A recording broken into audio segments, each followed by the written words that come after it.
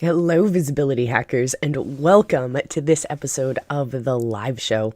I'm your host, Coach Molle from visibilityhacking.com, and I'm so glad you're here. So let's start off with our sponsor of the week. And our sponsor of the week is The Live Show. Usually we are found every Monday at 2 p.m. Eastern in the Visibility Hacking Facebook group, which is fantastic. But every once in a while, we might throw you some extra content, or we might switch it up just to keep it fresh.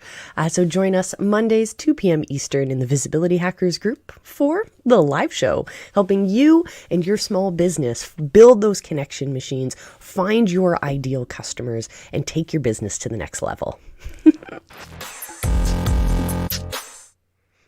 Let's dive into our visibility hacking community update. Woo-hoo. This week, well, the one thing that I humbly learned that I should have figured out many, many years ago is that here where I live in Canada, it gets really, really cold in the winter. And that's totally fine. But when we have giant snowstorms, our internet doesn't really work so well. So that's why today's show has been shuffled, or this week's show has been shuffled a little bit. We had pretty much a snowmageddon. We got 60 centimeters. So 60 centimeters is 2 feet-ish.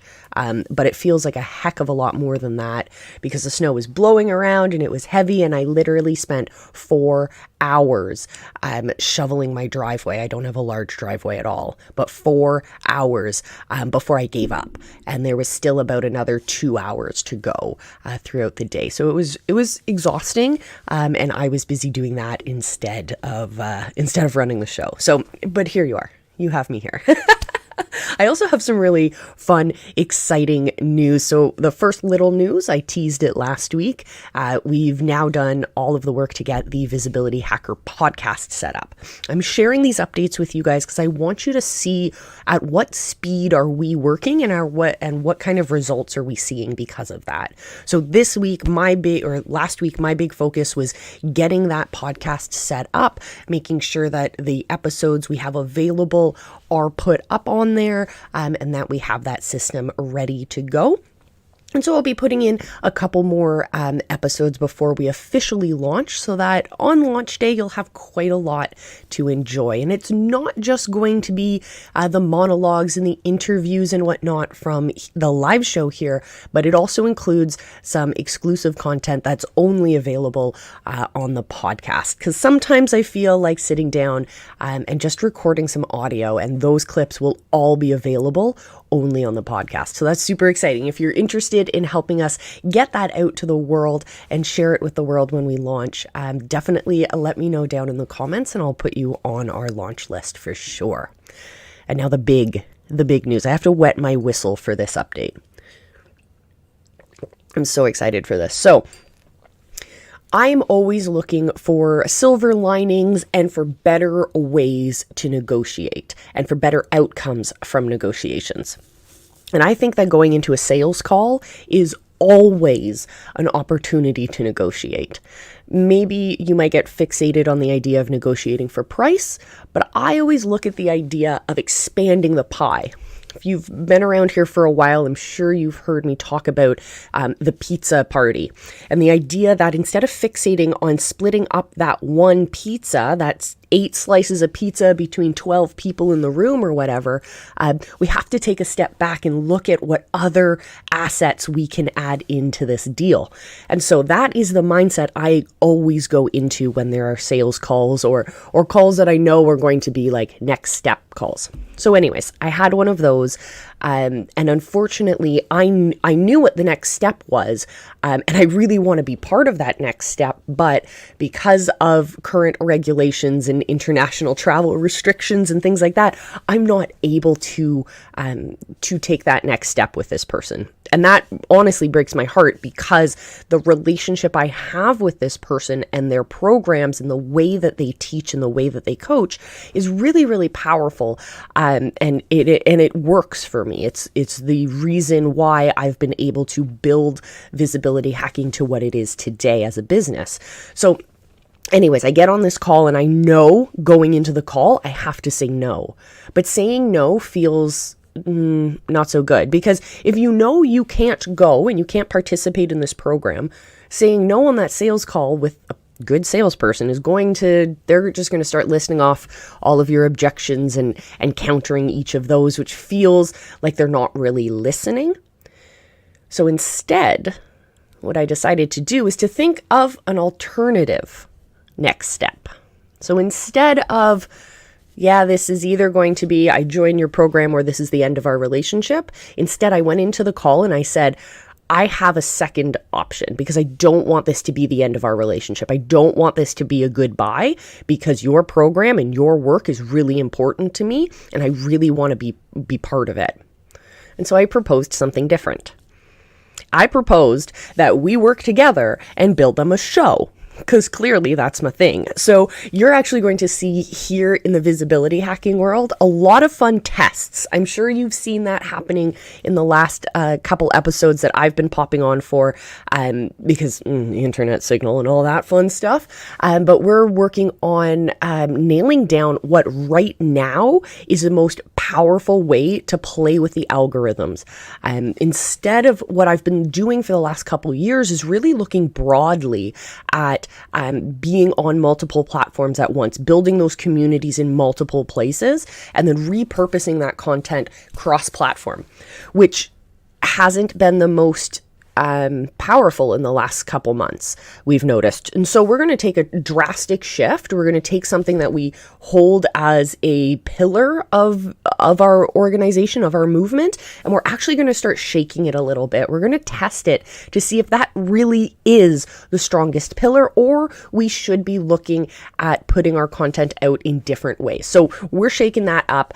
So you're going to see some of those tests. You're going to see some fun things. I'm going to ask you guys lots of questions. I need lots of your feedback, because hey, I need your help with building this this awesome movement and this awesome next step. So stay tuned for that, my friends. Shall we dive into today's quote of the week? I think we should.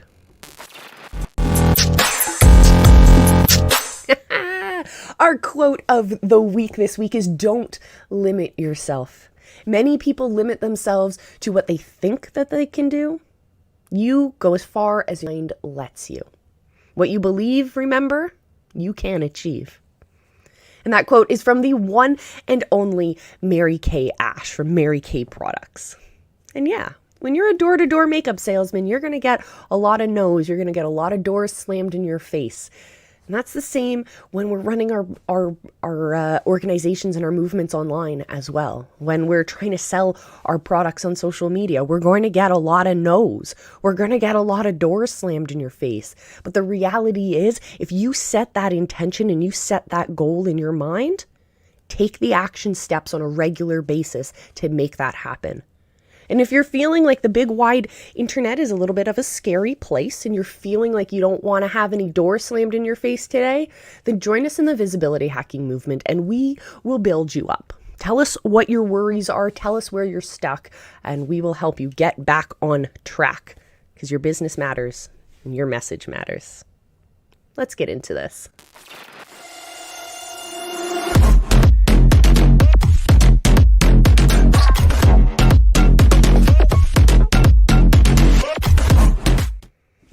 Today, we're going to talk about connection machines.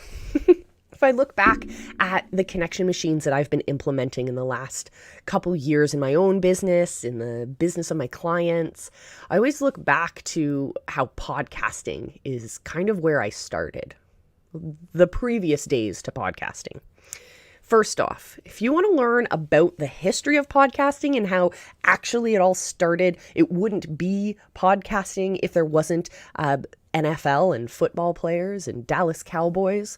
I know it sounds absolutely ridiculous, but if you're interested in learning really quickly about the history of podcasting, I have a great video on the Visibility Hacking YouTube channel that talks about it. It's called A Brief History of Podcasting. And if you're really in love with podcasting, check out the other video, The Future of Podcasting. So anyways, podcasting, if I look back and see how impactful podcasting has been in my own career, I can't help but put it as one of our connection machines. So briefly, let's step back for those who are new. Connection machines, what are they? Connection machines are the processes and systems that we use in our businesses to help connect to new customers, to warm them up, to introduce ourselves and our movement to them. But also at the same time, they nurture our existing community members, those who are going up our value ladder and maybe reach a part at which they can't go any further. And so they usually will parachute off. Now, what are you doing in your business to catch them and to bring them back up? In the visibility hacking world, we use connection machines. And those connection machines can look totally different depending on your business, depending on the community that you have. And that is the beauty. So here in the live show, here in the visibility hacking world, we will show you how to build those connection machines that are going to work for your customers and your movement. It's not about finding an opt-in and a freebie online and following that checklist and then realizing 10 years later that you've been following these steps that aren't connecting you to your right customers. That's what we're going to avoid. We're going to use the systems that actually work. That work. And I'm not going to say implement all of these because no, not all of them are going to work for your business. That's the reality. So the reason I love podcasting, one of the many reasons I love podcasting, is the fact that there is an incredibly low barrier to entry. Honestly, Russell Brunson has a very big, very popular podcast that has to do with digital marketing. And he did it in his car off of his phone. He would drive to work and he would record himself talking for 15 minutes as he drove. That is the lowest barrier to entry I could possibly think of for you guys. So you guys can do that too. And hey, if you even want to strip back any of the post-production and you want to just talk and connect with your people that way, there are apps and there are platforms that allow you to do that as well. So if you have great ideas in your head, or if you're just working through a process, if you're just starting your business, or you're just pivoting your business in a different direction, if you're going out and looking for new people, or you're testing out new products or new ideas, or hey, if you've already built up your community and you're looking to take it in a new direction or launch a new product for them, this is a great place to capture those moments, to capture what you're learning, to capture those case studies and testimonials, because there's always someone out there who's going to take value from the stuff that you're putting out there. So go put it out there. So pop quiz, my friends, for those of you who have been listening, podcasting was made possible because of what organization? We're going to give you multiple choice. You're going to put it down in the comments, and there's a prize for whoever answers correctly first. So the options are, which organization has made it possible to have podcasts? First, MTV, Music Television. Option B, the NFL, the National Football League, or C, Radio Broadcast Association, the RBA. Let me know down in the comments which one you think is correct. And if you're listening to us on Spotify, there is definitely a Spotify poll that you can participate in as well. Now, the cool thing is, I'll just give you the history because I know you're going to go watch the more in-depth video on our YouTube channel. But today, I'll just give you the brief history. First, in like the late 1990s, this new technology was created called RSS feeds. RSS feeds are a super techie way of us getting information from a blog, right? Where people would type out their responses and they'd write letters, very old school. Excuse me. They would write out their blog posts, and then people would be able to subscribe to that post, and those posts would then show up on a single web page that would have all of the different blogs that you're looking at. You could subscribe. This idea of subscribing to content on the internet started in the late 1990s. And then what happened is we go forward maybe like 10-ish years, and in the early 2000s, we took this idea of creating subscribable content and we made subscribable on-demand audio content. So a lot is happening here. We have the evolution of the type of content that's available for our people to consume. And that comes out of the fact that our bandwidth, our technology gives us the ability to take on bigger and bigger files, right? A text file, very small. Audio file, little bit bigger. Video, way bigger. Streaming video, even bigger, right? So we now have this technology that we're able to package up audio and send it to people. They can subscribe to it. And now, what our keen organization, that is the answer to the question above, what they decided to do is create on-demand audio clips, clips from interviews, etc., that could be made available to listeners. This expanded the landscape in which content creators, regardless if you're creating content for music videos and the music industry or the sports industry or entrepreneurial studies, whichever, it gave us the ability to start connecting with our people in a completely different environment. Say, for example, you're a sports league. You're used to dealing with your fans in butts in seats in an arena, for example. But now you have the ability to connect with them wherever they are. At this point in technology, we're connecting with people when they're at home. Then we have the evolutions that happened in the early 2000s where we're getting more MP3s, we're getting more iPhones and iPods and things like that. So now we can connect with our audience when they leave the house. We can connect with them when they're at work, when they're driving on their commute, when they're going for a walk with the dog, when they're working out at the gym. We can now be in their heads way more in their life, which is so cool. And then that's what started this whole world of podcasting. This idea of subscribable on-demand audio content. And then, well, you'll learn in the YouTube video that there's also the big revolution that happened when iTunes decided that they were going to start hosting podcasts and creating a space where a directory where all of those podcasts can live. So it's pretty cool. Podcasting from an authority perspective is an absolutely essential tool. It becomes the ultimate pre-frame for your authority and your influence. When people come into your world, they can Google you, for example. They look you up and they find all of this content that you've been publishing. You have begun to establish yourself as the authority in your niche. And that's just scraping the surface of why podcasting is so cool. Now what I want you to do is sit back, relax, and enjoy this interview I had with one of my podcasting cronies, one of my favorite, I co-hosted a show with him for a while, one of my favorite people in the podcasting space, Cory Carter from the Hindsight Hackers and Podcast for Profits. They do an incredible job at not only helping their customers figure out what kinds of content they're going to be creating, but help them create great sounding audio. They help them get that podcast out and launch to the world in a way that's actually going to grow listeners rather than just we're just gonna patch it together and submit it and then cross our fingers and hope that out of the millions and millions of podcasts out there that people start listening to ours. Cory Carter and his team are going to help you push that idea to the side and actually start making profits with your podcast. So excited to have him on the show. So sit back, relax, and enjoy the show. Yeah, and for sure. I mean, who you're talking to, what you can say the same thing to everybody, but if you got to say it differently for them to be the right frame of mind to hear it. So. It's like when you have a podcast or when you have a show, you as the host, your job is to create that map, that shine that light for your listeners so that they can see where you're going with this new information.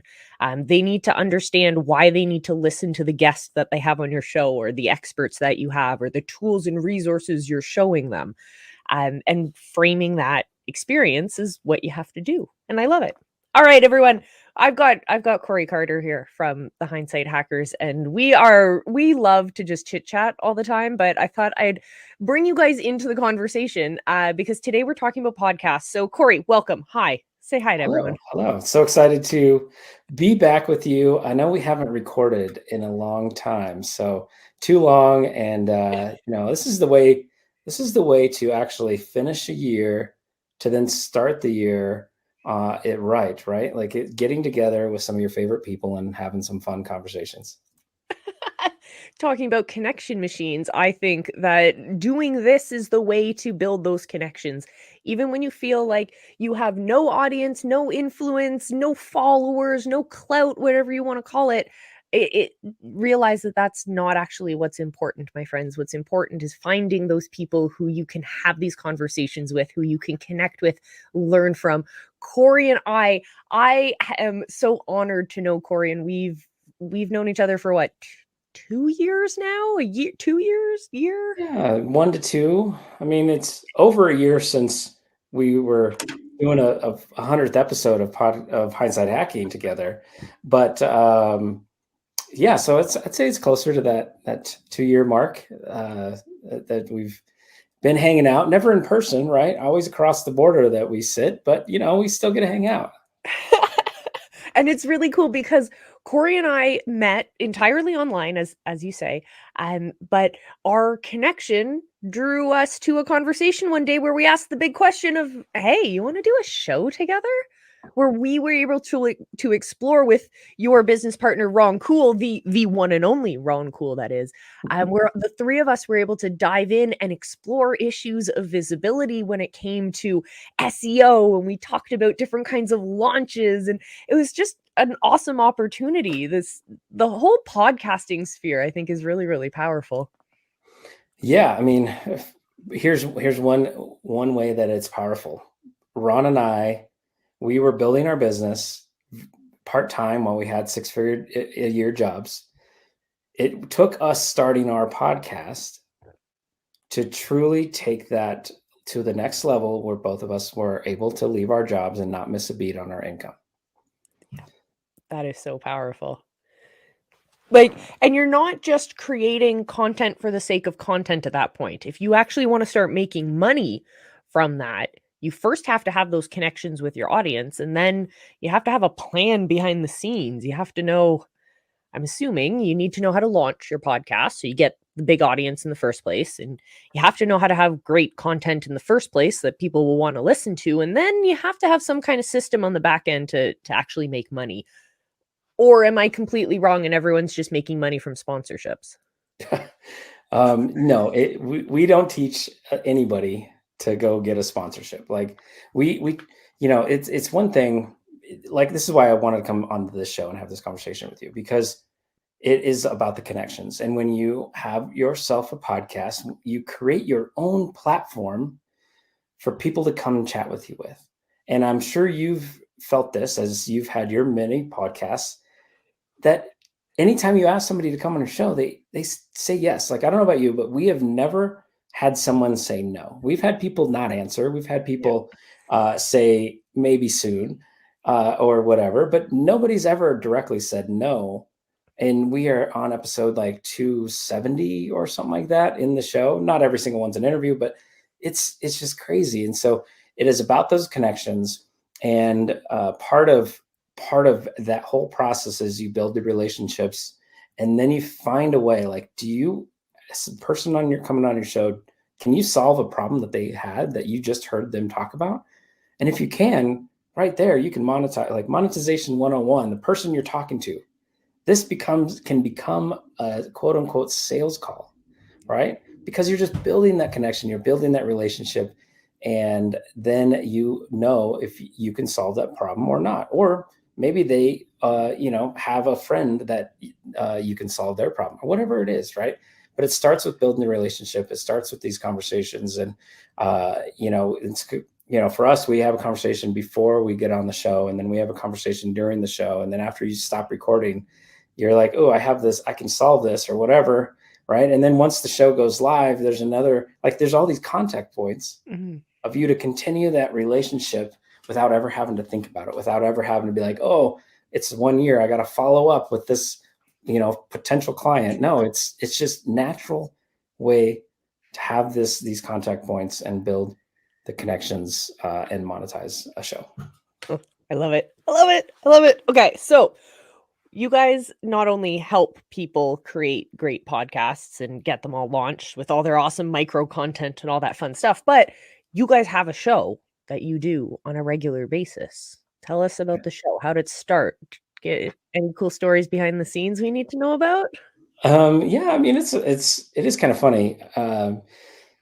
So Ron and I, we were building a business. It was some in person, Denver, Colorado only mastermind coaching events, that kind of stuff. Like 10 people in a room.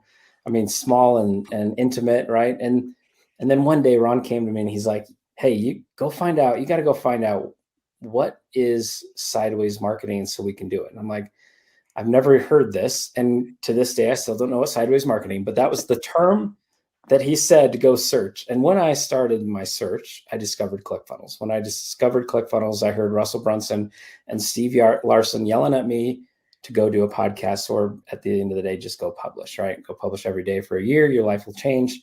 And yes, 100%, you go publish every day for a year, your life will change. And so through that process, I'm like, Ron, we got to start a podcast, because I've been an avid listener to podcasts since 2012. And, I've found multiple, shows throughout the years that I enjoyed. And so I was like, that's the avenue. I'm not a writer. I'm not a blogger. I don't love necessarily just doing Facebook, right? Mhm. But podcasting I could get behind. And so once I convinced Ron, which it didn't take much, I just had to pretend it was a radio show and we were good to go. And then that's kind of how we started. And we officially launched that show January 1st of 2020, right? Hindsight is 2020.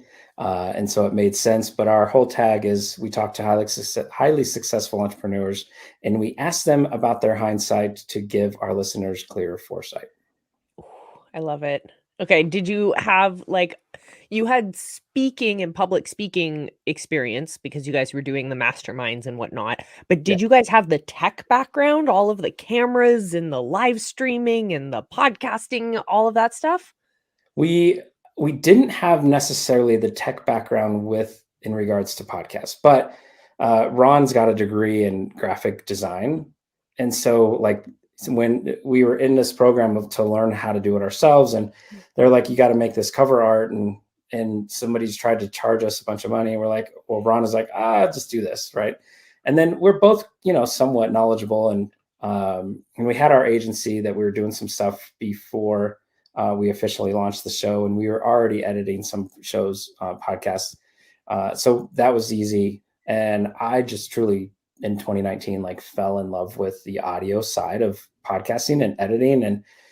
And so it just made perfect sense to edit our own. And it made perfect sense to try to go do this for a living because of the editing piece. And Ron, he played in the video world, and so it just, made sense to keep going. And then it's like, hey, we can do it for this person and this person, and next thing you know, we have a business. So So you're telling me that someone right now, listening right now, who is sitting there humming and hawing, they've heard the message, they need to publish every day, but they're like, I don't do the tech thing. I don't do that.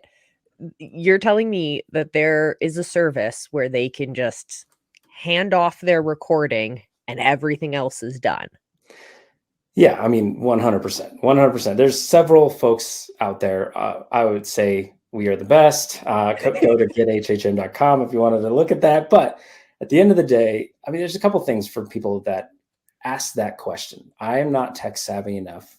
Mhm. I can't do it. All that, right? So, if you surround yourself with the right people, you can get the right information to do it yourself. Yeah. There's options to do. You could do stuff like what we're here on StreamYard, and Ron and I did this for a good, I don't know, 6 months. Mhm. We recorded on StreamYard, we did it live, we downloaded it, and then we uploaded it to the podcast platform with zero editing, right? Like, if someone can do that, or you can go and watch every single decibel of audio volume and cut out every single and pause or breath, right? Like, you can do all that fun stuff. But at the end of the day, right, just if you're a person that can't do the tech side, figure out a way to get yourself around the people that could answer a question or two and do minimal things, or hire somebody And Ron and I, our whole goal, I don't care whether it's our lowest like package or the most in depth, is the goal is our client records it and forgets it. And so again, I've seen people, it's like they record it and then they edit and they give it back and then they charge if they wanted to publish. Like, no, like our starting point is a client can give us the audio, we give it back recorded and edited, and or not recorded but edited, and then we publish it no matter what. So like, it's not, find the who's that can help you execute what you need to do. Yeah, all you have to do is record, because so many people, the reason they're not publishing, the reason they're not creating great content is that they're stuck with, oh, okay, well, first I have to figure out what I gotta say, and then I gotta find a way to say it, and then I gotta make it sound good, and then I gotta publish it, and then I gotta put the graphics to it, and then I gotta launch it, and then I gotta make so clearly they're not going to publish then. But if you can eliminate 90% of those obstacles for them and just say, if you can show up and you can put yourself in front of the microphone, even if that microphone is the camera on your phone, right? You can still, if you're just making voice memos to yourself, you can still create that community with your content by getting your message out there, which is so cool. I love this. I love this. So there's two biggest things, the two biggest questions that people ask or say. One is they say, I don't have, well, why is anybody going to listen to me? I don't have good things to say. Why should I do it? Right. And to anybody specifically out there with a business or a hobby, if you're passionate about it, you have something to say. And if you offer any kind of thing that someone's buying, then they want to hear it, right? Yep. Whether it's a service, a product, or whatever, somebody wants to learn about what you're selling because people are buying it. And if they're buying it, then you have something to say. And if you're not passionate about it, maybe you can find something that you're more passionate about. But at the end of the day, like, people need to hear what you're trying to give them. And everybody has a message that they can get out there, right? So that's like step one. And then step two was the tech side for those that don't have it. If you figure out that if you're, whatever you have, like, you have a message that people need to hear, like, start there. And once the answer is yes, then it's like, okay, now how can I figure out the tech side? Because you don't have to know all things, right? Like, you hire somebody or whatever, right? Just as we talked about. Yeah. Oh, I love it. So you have seen a lot of podcasts reaching a lot of different kinds of audiences. What are the things that we wouldn't necessarily know? Those of us who have maybe only seen, I'm a little bit different. I may have seen a few podcasts behind the scenes in my life because I may or may not have hosted a couple hundred, it feels like. But the average person who maybe has only seen behind the scenes of their own show, what are some things we need to keep our eyes on? What are things that we should know in order to help reach that big audience that you're seeing as a trend behind all of the stuff you're looking at? Well, I mean, our show, Hindsight Hacking, is not necessarily super specific, right? Even this show, a little bit more broad, but we do that on purpose, like you and I both do. But so for anybody that's just starting out, if they get super specific on their conversation and their, just at the end of the day, the things that they're talking about, they're going to be able to grow their audience better, grow their audience faster. But knowing who we're talking to, and you and I, Molle, from actually doing so many things in marketing, we talk about the avatar, we talk about our client avatar, who's our ideal client. And so many people, I think, do that, but they don't necessarily do the listener avatar. Yeah. They don't necessarily do, who am I talking to? And then when they start that conversation, they start it being so very broad. And this could be broad, even in a sense of, I have the best, right? You could have introduced me, the best podcast agency out there with Cory Carter, right? Like, what would make me the best, right? The best wouldn't be the right descriptor. You would want to actually get more specific to that. And so I think that is a couple of things, like, to grow in the audience and getting, a couple of the behind the scenes, like, conversation is, dig deep, get a little bit more specific. And, it's easier when you're selling something to know who you're talking to, but still not even everybody does that as much as they should. But yeah, get that listener avatar and really dig deep. And I think, people will be surprised at what they can do with their audience. Your listener avatar is so much more important than just the people listening to your show. It's not just the message you create in order to talk to your audience. It's also helping shape who are you going to partner with? Who are you going to bring on to your show? What guests are going to serve that audience? What problems are your audience facing that you can help look for resources to help solve? It's understanding what other shows is your listener listening to that you can build partnerships with and advertise on or connect with and collaborate with. It's so much more, but it honestly is the step that so many people gloss over. They roll their eyes in every coaching program I'm in when it's that foundations week or mindset week. And understanding who your person is an activity that bores people. But Yeah. honestly, it's so important. Yeah. That foundations piece and like, again, anybody that gets into any coaching at all, I guarantee you there's some form of mindset. And if there's not, then it's probably not the best program, right? I don't care if it's for $500 or $25,000. Like there's got to be some form of mindset and foundation put into it. But yeah, you're right. Like it's not sexy to go and look at your competitors. It's not sexy to go and figure out exactly what my audience is listening to outside of me, right? Like, but it's so important, so important. All right. People who want to, first off, have a hand with their podcast because y'all are going to start your show. If you haven't got the message yet, get on it. If you're finding excuses that we talked about today that Cory's got solutions for, how can they get in touch with you, Cory? Well, I'm so glad you asked that. No, honestly, we've got a program. It's called Profits with Podcasts, and people can go to profitswithpodcasts.com to check out that offer. And so it's for anybody that has a show and they want to relaunch, and we'll show you how to do it the right way. Hit the charts when you launch, have everything done for you, right? Like there's so many programs, like $1,000 coaching program that you get the coaching, you get the how-tos, but you never actually are able to go and do some of the tech stuff, right? Like some people fall in that and then they can't launch. But it's all done for you, right? Graphics created, audio edited, everything published, everything set up along with the coaching and all that fun stuff. So anybody to relaunch, anybody to actually just start fresh. So if you know you should publish, but you have zero idea what you're going to say, we walk you through all those steps. So profitswithpodcast.com, that's where to go. Or, find me on Facebook or anywhere else on the social media stuff.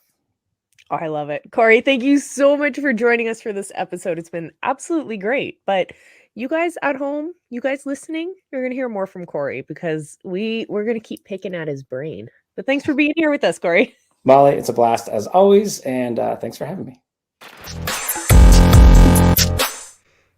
Let's get into our top 10 podcasting tools that you can use for your next podcast. So this list I came up with in conjunction with Cory, and so let's share it with you. So let's just throw it back to Cory for a number 10 on our list. If people want to do free, then they can use Anchor, right? Like, just you find a way to, like, if money is the barrier to entry for you, then find a way to do it free.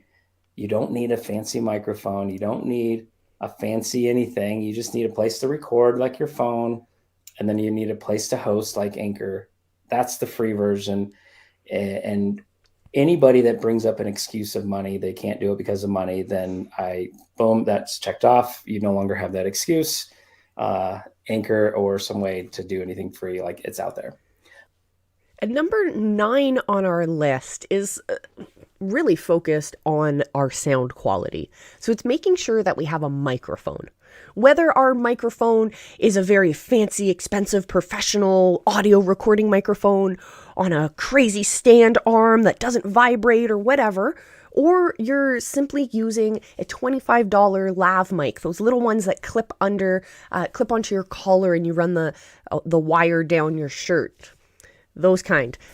very, very easy to afford. Or maybe you're even just using the onboard microphone on your computer or your laptop or your smartphone. Whatever it is, making sure that we have a piece of equipment that's going to capture our voice is absolutely essential to the success of your podcast. Well, we also have to take that information and put it somewhere. So let's throw back to Cory for number 8 on our list. But one tool that I love, and we teach this specifically, is because oftentimes people do interviews, and they have interview shows, but they don't always do solos, or sometimes it's just solo shows and they don't do interviews.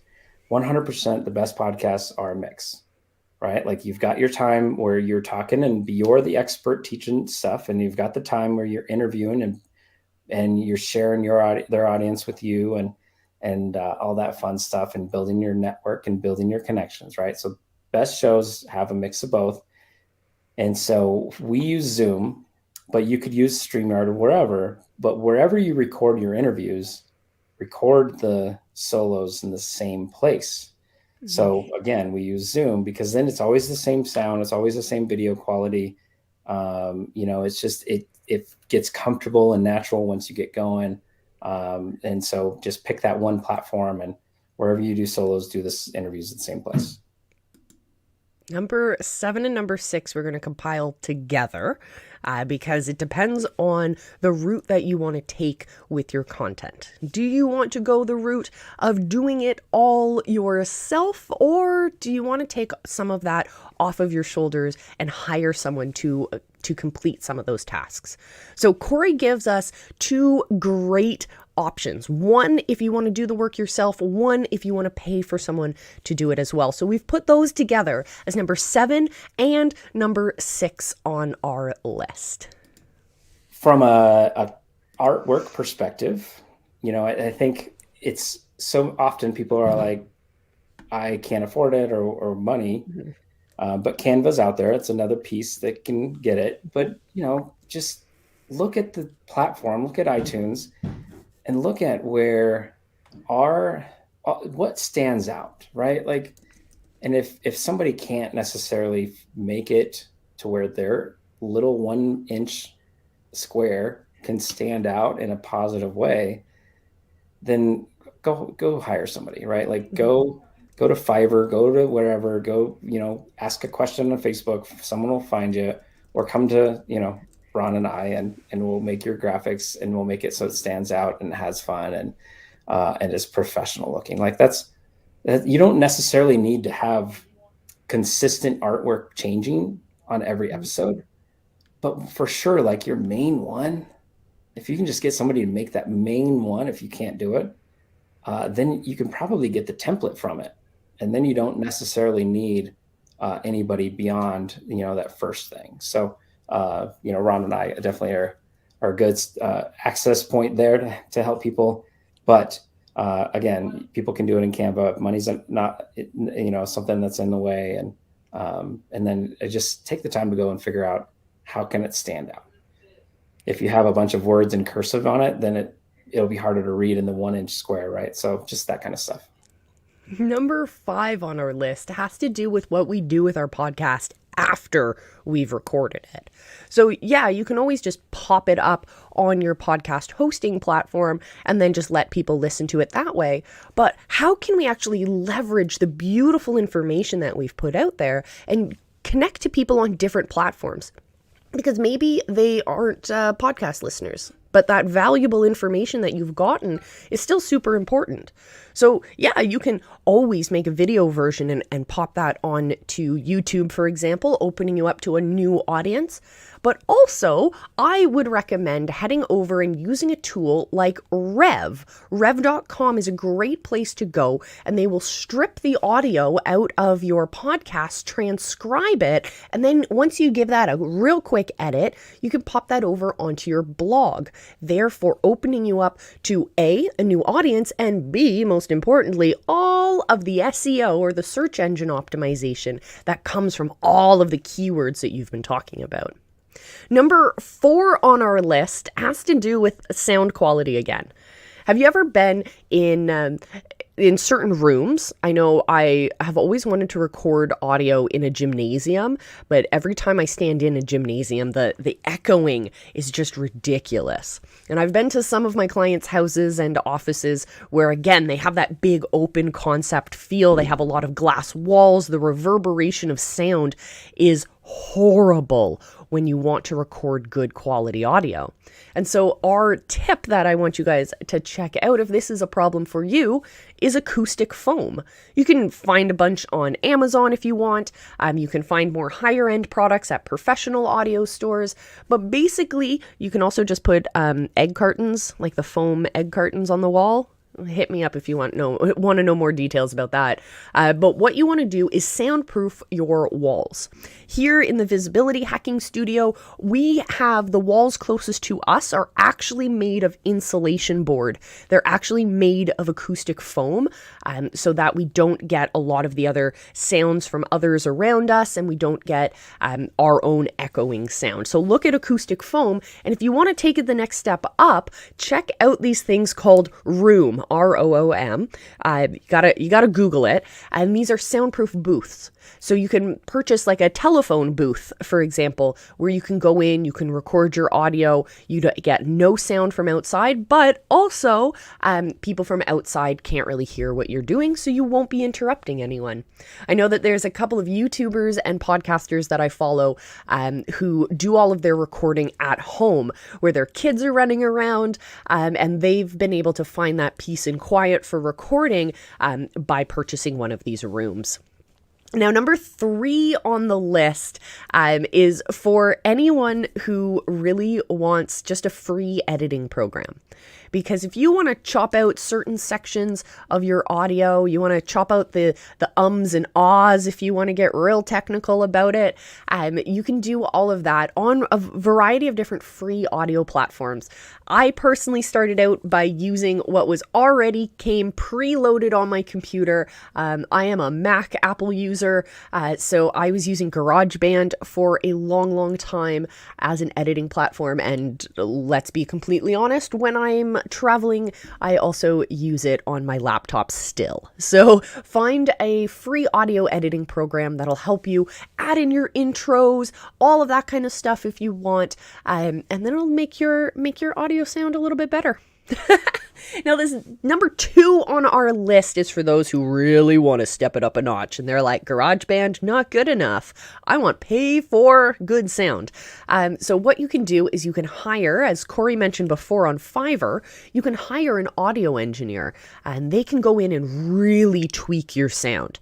I have been blown away at the difference that I have heard in my customers' podcasts that have gone from just straight up recording and doing it in GarageBand to hiring an audio engineer. The quality of sound is absolutely beautiful. But I warn you, hiring an audio engineer can run a lot of money. It can be quite a pricey endeavor. So that's why number 1 on our list, well, let's just throw it to Cory for number 1. And the number 1 podcasting resource, if you want to hand off everything and you don't want to do anything, you just want to record it, hand it off, let it be published, let it be launched, what's your resource? The number 1 is us. Yes, that's what we do all day, every day. That's our favorite thing to do. And yeah, we have from as little as you record a 30-minute show once a week, and give it to us, and you have nothing in return other than it's edited and published. Like, we can do as little as that, or we've got people that we publish 4 or 5 times a week, and we create 40, 50, 60 pieces of content for them, and then we publish it on their social media channels, doing all the captions, all the hashtag reshirts, and everything. So anywhere in between, people find themselves, definitely Ron and I, gethhm.com/editing, and you'll see all those different options that we can help them out with. I love it. Cory, you rock. Heck yes to that. Oh man, so that was our top 10 for today. Now, why don't we get into this week's how-to? Launching a new podcast can be really, really intimidating. Or you might come from a completely different school of thought and it might seem like the easiest thing in the world until you launch it and you find that you're not getting the traction that you want. So this video, this little segment right now, we're going to show you how to launch a podcast successfully, where people are going to listen, they're going to subscribe, and they're going to want to come back for more. So first thing first is to leverage your guests. You want to make sure that you're creating a launch crew. So here's my tip for you. Find a couple of different people who you're fairly close with. We're not talking Dream 100 guests. We're talking people who are part of your crew. You're going to interview them as the first few episodes of your show and get them to start sharing the new launch date with their followers. That way, you're not only using your own community for your launch, but you're now able to leverage the communities of the awesome guests that you've had on your show. So instead of just having, let's use real simple numbers. Instead of saying the 10 people in your community are going to listen to your podcast, now you're having 10 guests. So each of those people, if they have 10 people in their community, that's 100 people now listening to your show. So connect with your guests, especially those first few guests. This also ties in to number 2 on this list, step number 2, which is creating a bingeable release. This means when you release your show, I don't want you to release it with just one episode. Yeah, people are all going to listen to that one episode, but then they're going to forget about you until you release more content. You need to get them hooked. So what I want you to do, what I recommend that you do, is connect with those guests that we talked about first. You're going to get your crew together and you're going to create a bunch of different episodes. 5, 10 episodes, shorter in length, giving a nice preview of the kind of interviews you do, the variety of different topics you talk about. And this way, when new visitors come to your launch, they're going to be able to download and listen to a variety of different episodes. This is good for the algorithm because it shows that there's multiple downloads. The algorithm cares. If you're just releasing one episode within that release period, if you only have one episode and 10 people listening versus you have 10 episodes and those same 10 people listening, those numbers are going to be drastically different. From 10 people listening to one episode, 10 downloads, to 10 people listening to 10 episodes, 100 downloads. That's a 10x increase, my friends. So make sure that you are focusing on creating that bingeable release. And our third step is to make sure that you launch loud. Make sure that you are sharing your launch with your email list, with your social profiles, on your blogs. Share it widely. Hey, you can even go on a press tour and connect with other podcasters and other platforms and share your content with them. But make sure that you're launching loudly. I'm sure you've heard the story of me before where I swore that I was going to be an underground overnight sensation and I was going to hide all of my business from my friends and family until I reached $1 million. It doesn't work that way. It doesn't work that way with business, and it doesn't work that way with podcasts. So make sure that you are getting loud as you're developing your podcast before you even get to the launch phase. Why not share that journey with your people as well so they can get excited, they can get hyped up, they buy into the process that you're putting out there, they become part of that movement because maybe you've asked them for their feedback on things that are happening. Whatever it is, I want you to get loud about it. So launching a successful podcast in 3 easy steps. First, leverage your guest. Second, create a bingeable release. And third, make sure you're launching loud. Heck yeah.